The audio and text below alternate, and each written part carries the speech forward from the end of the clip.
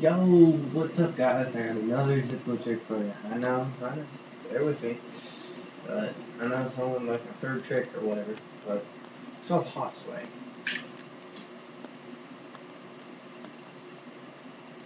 Didn't expect that, did you?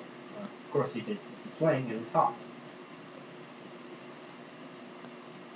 But this trick, I would say, would be a medium level trick, simply because it has to do with fire. I mean, you can practice, you can do this trick. Ow. It was hot.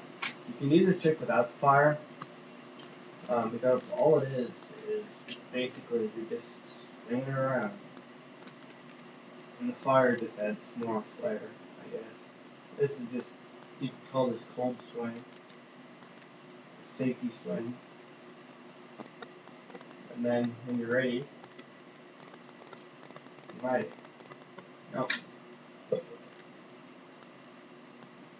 if you swing around more than once or have the flame lit longer than that, I would definitely say not to try any other tricks that involve the inner parts in here for a while.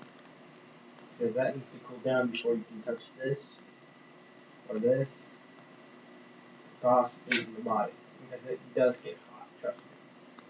I'm not an idiot. It does get hot. Again, I say this would be a medium trick. There's no real, I mean, you could like drop it or in your hand because you can swing it so fast enough, or only get halfway and then it comes back down into your hand, and you burn your hand and you drop it on the carpet and woof, the house is on fire. Especially with me because I have no shoes on. You could stomp it out without burning my foot. You know, panic and not know what to do, you know, but whatever. We'll live with that. But that was a trick. Have fun. Be safe. You don't light anything on fire. It's not supposed to be. Alright? Especially my marijuana flag. Alright, I'm very Thomas Space again, and I'm out.